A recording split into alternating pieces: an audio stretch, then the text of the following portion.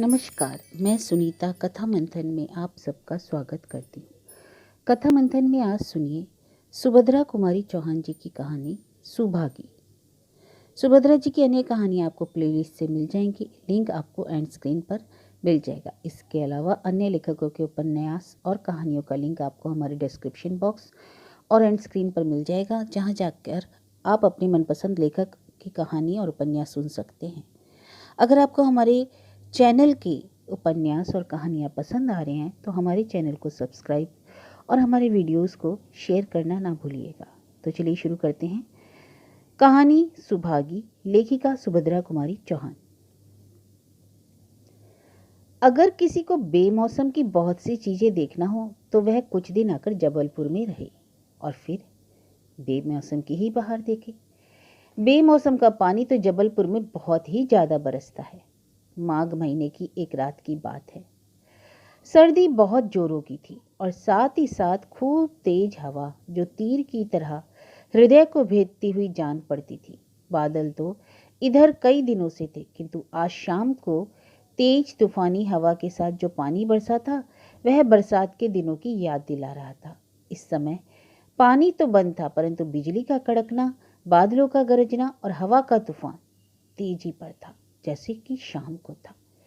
इस समय वही मौसम था जिससे मैं बहुत ही घबराती हूँ। ऐसे आंधी पानी और तूफान से मुझे बहुत डर लगता है। कोई विश्वास ना करेगा, पर मैं सच कहती हूँ। जब ऐसा अंधड़ उठता है और मेरे बच्चे घर से बाहर रहते हैं, तब मेरे मन में यही आशंका बनी रहती है कि कहीं ऐसा ना हो कि इस आंधी में मेरा कोई बच्चा उड़ जाए। ऐसा हो नहीं सकता, यह मैं अच्छी तरह जानती हूँ, परंतु फिर भी घबराहट तो होती है। कोई काम नहीं कर सकती, कुछ लिख पढ़ नहीं सकती, यहाँ तक कि एक जगह बैठी भी नहीं रह सकती। एक अजीब तरह की बेचैनी बनी रहती है और जब तक बच्चे लौटकर नहीं आते वह शांत नहीं होती। हाँ, तो माघ महीने की एक तूफानी रात की बात कर रही थी। शाम से ही आंधी पानी का जोर था।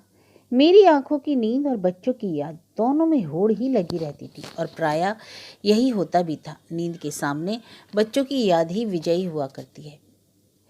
ऐसे मौसम में तो मुझे वैसे ही नींद कम आती है और फिर जब बच्चों की याद आ रही हो तो भला नींद कैसे आ सकती है। जब बादल बहुत जोर से गरजते और बिजली कड़कती है तो मेरी आंखों के सामने महीनों पहले का एक दृश्य आ जाता है।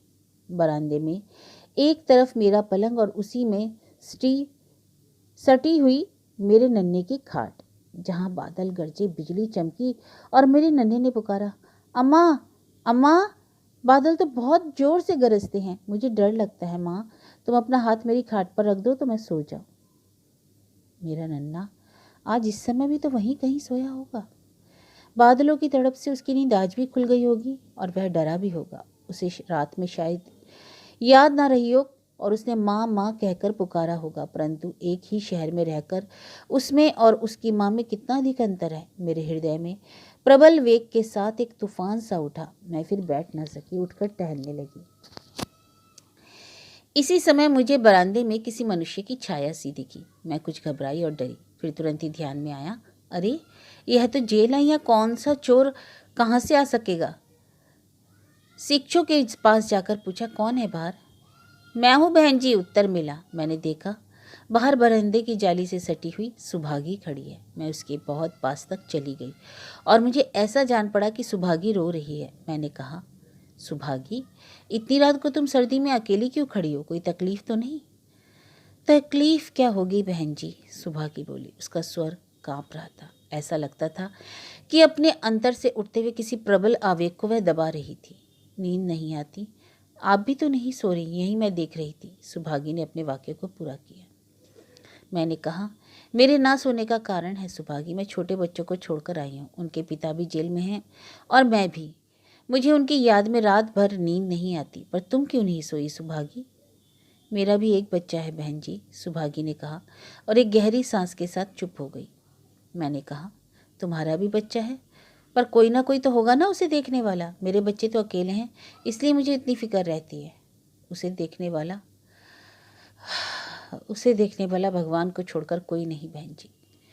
कोई होता ही तो इतनी बेचैनी ना रहती, सुभागी ने कहा और उसकी आंखें सजल हो उठी। मैंने पूछा, बच्चे का पिता वो कहाँ है। जेल में, सुभागी ने संक्षिप्त सा उत्तर दिया और चुप हो गई। मुझे सुभागी पर कुछ क्रोध सा आ चला था। सोच रही थी कि जब उसका पति जेल में था तो आखिर यह क्यों बच्चे को बिल्कुल अकेला छोड़कर चली आई। बच्चे के प्रति भी इसका कुछ कर्तव्य है।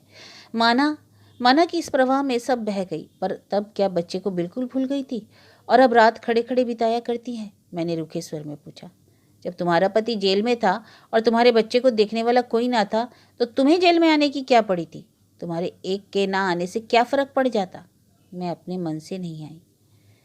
मुझे तो जबरन पकड़ कर लाए हैं, सुभागी ने बतलाया। मैंने उसकी ओर ध्यान से देखा और पूछा, तुम क्या बहुत दिनों से कांग्रेस में काम करती हो? सुभागी बोली, नहीं नहीं बहन जी, मैंने तो कभी कांग्रेस का काम ही नहीं किया और इन बातों को समझती भी नहीं। अब मेरा आश्चर्य और बढ़ चला। मैंने पूछा, फिर तुम्हें पकड़ा कैसे? सुभागी ने कहा, पकड़ा कैसे क्या कहूँ बहन जी, बात यह थी कि मेरे पति और थानेदार से एक बार किसी बात पर कहासुनी हो गई थी। तब से अदावट मानता था कि इसी से आंदोलन के उठते ही उसने उन्हें पकड़वा दिया। अब घर में थी मैं अकेली और वही 9 साल का मेरा बच्चा। थानेदार का आचरण अच्छा नहीं था। उन्हें जेल भेजकर वह मेरे पास आया और कहने लगा, सुभागी, तुम्हारे आदमी को पकड़ ले जाने का मुझे दुख है, पर हमको तो हुक्म की तामील ही करनी पड़ती है। जैसे कि ऊपर से हुक्म आया किया। पर सुभागी, तुम किसी तरह की तकलीफ ना उठाना, रुपए पैसे से मैं तुम्हारी मदद करता रहूँगा। जब तुम्हें कुछ ज़रूरत हो तो घर पर आ जाना, कहलवा भेजना, मैं खुद चलाऊँगा। बहन जी, उसकी इस बात का अर्थ मैं समझती थी। मैंने कहा, अब आबरू ना बचेगी, यह किसी समय भी आकर मेरा पानी उतार सकता है। अपने पास पड़ोस वालों से सलाह की। सब ने कहा कि मेरा कहना ठीक है, परंतु सब कुछ जानकर भी वह लोग थानेदार के विरुद्ध एक शब्द न कहेंगे और मेरी कुछ सहायता न करेंगे, क्योंकि थानेदार किसी को भी संदेह पर ही पकड़कर जेल भेज सकता है, उसे अधिकार है। फिर बिना मतलब क्यों कोई जेल जाए? और सबकी राय हुई कि मैं गांव छोड़कर दूसरी जगह चली जाऊं। शाम को थानेदार का आदमी मुझे बुलाने आया। मैंने कहा, मैं नहीं जाऊंगी, मुझे कुछ नहीं चाहिए। इस पर वे से बहुत चिढ़ गया। उसने मुझे धमकी दिलवाई कि यदि मैं उसकी बात ना मानूंगी तो पछताना पड़ेगा। मैं सब बात के लिए तैयार थी, पर आबरू तो नहीं बेच सकती थी। उसी रात मैं बच्चे को लेकर गांव छोड़कर चली आई और बहन जी, सवेरे यहाँ के स्टेशन पर उतरते ही पकड़ ली गई। कुछ पर्चे ना जाने कहाँ से मेरी पोटली में रख दिए गए। उनका कहना था कि मैं पर्चों को बांटती फिरती थी। मेरा तो रम्मा रोने लगा। मैंने कहा, इसे अकेला छोड़ा कर कहाँ जाऊंगी, इसे भी मेरे साथ ले चलो। पर वे मेरी कब सुनते थे। रोते हुए बच्चे को जबरदस्ती मुझसे अलग करके लॉरी पर बैठा के ले आए और बंद कर दिया। तब से 2 महीने हो गए, बच्चे की कोई खबर नहीं। जब पानी बरसता है, बादल गरजते हैं, तब जी और भी व्याकुल हो उठता है। कहाँ सोया होगा, क्या खाया पिया होगा उसने। मेरा कोई रिश्तेदार भी नहीं है और गांव वाले तो थानेदार के डर के मारे उसे अपनी छाया भी न छूने देंगे। उसके बाद बहन जी, एक दिन दफ्तर में मजिस्ट्रेट ने बुलाया। वहाँ वही थानेदार भी था। मुझसे कहा कि तुम यह कह दो आगे से कोई कांग्रेस का काम ना करोगी और थानेदार साहब के कहने में रहोगी तो तुम्हें छोड़ देते हैं। मैंने कहा, मुझे नहीं छूटना है बहन जी। वैसे तो मैं कभी कांग्रेस का काम नहीं करती, पर यह तो माफ़ी मांगना हो जाता ना, और इससे कांग्रेस की बदनामी होती। फिर छूटकर भी तो इस पिशाच थानेदार के चंगुल में फंस जाती। इसलिए यह कह के कि मुझे नहीं छूटना है चली आई। पर बच्चे की ममता है, रात दिन अंदर एक आग सी लगी रहती है। उसका कहीं से कुछ पता मिल जाता, पर पता कहाँ से मिलेगा। यह तो जेल है। वह कहाँ गया होगा। और सुभागी का भरा हुआ हृदय जैसे फूट पड़ने के लिए आतुर हो उठा। वह फिर रो पड़ी। मेरे पास सुभागी को सांत्वना देने के लिए शब्द ना थे। उसका दुख कितना तीव्र है, उसकी कहानी कितनी करुण है, उसे क्या कहकर समझाऊं। बच्चे के लिए हृदय कितना व्याकुल होता रहता है, यह मैं जानती हूँ। और फिर भला सुभागी को, जिसका कि बच्चा स्टेशन पर जबरदस्ती उससे अलग कर दिया जाता है, मैं क्या कह के समझाती। यह सोच रही थी कि मेरी बच्ची ने जागकर मुझे पुकारा और बिना कही मैं उठकर अंदर बच्ची के पास चली गई। उसी प्रातःकाल 11 बजे में टाँके पर जब मैं नहाने गई, नहाकर कपड़े धो रही थी कि तभी सुभागी भी आई। वही मुरझाया सा चेहरा और बुझी बुझी सी आंखें। मेरा हृदय सुभागी के दुख से दबा जा रहा था। मैं उसकी तरफ देख भी ना सकी।